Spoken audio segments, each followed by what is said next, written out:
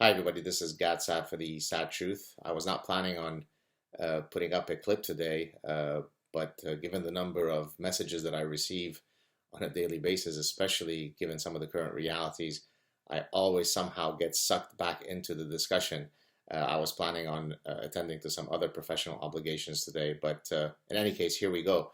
Today I wanted to discuss the ostrich effect and how the regressive types, the masochistic, self-flagellating, suicidal types, how they succumb to the ostrich effect in the following way, which I'll talk about in a second. But before I do that, let me just mention to those who may not be familiar with the term, the ostrich effect refers to it's a colloquialism that refers to people who will engage in all sorts of machinations to, avoid reality.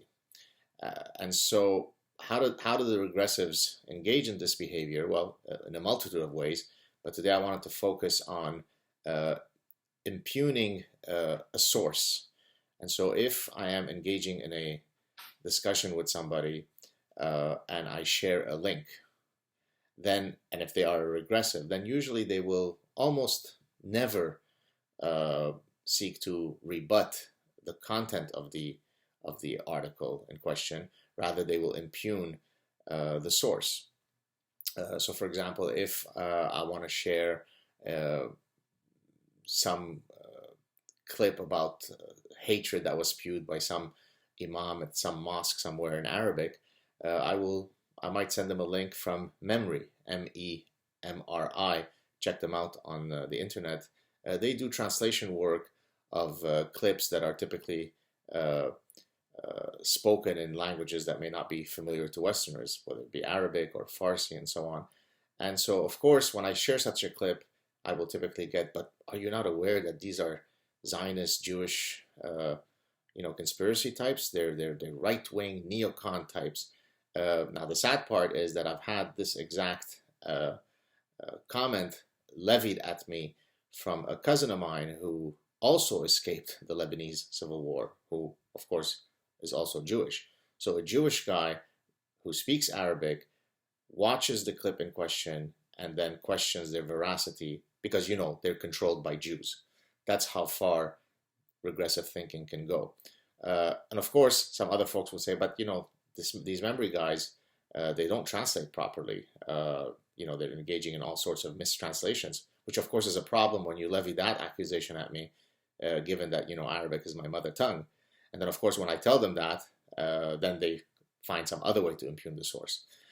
Now, of course, it doesn't just happen with memory. I could share links to all sorts of sources, whether it be newspapers, whether it be magazines, whether it be specific individuals. The rebuttal is always to impugn the source. They're related to Bush, they're related to Robert Murdoch, they're neocons, they're right-wing, they're fascists, they're Jews. So you pick your conspiratorial villain, and this is why you shouldn't trust that source in question. They're just a bunch of hacks. They're tabloid. They're not serious. So the only way that you can uh, speak to a regressive is if the source that you're citing is one of two possibilities. It has to be either salon.com or it has to come from the personal diary of Rachel Maddow. So those are the two sources that have veracity. Everything else is a Jewish Bush-led conspiracy or a tabloid or made up. So this is the problem that we're facing. You have a true cancer, a true virus of the human mind that has parasitized people's ability to reason, so much so that they would rather find endless strategies to discount the information that you provide them rather than face some ugly realities.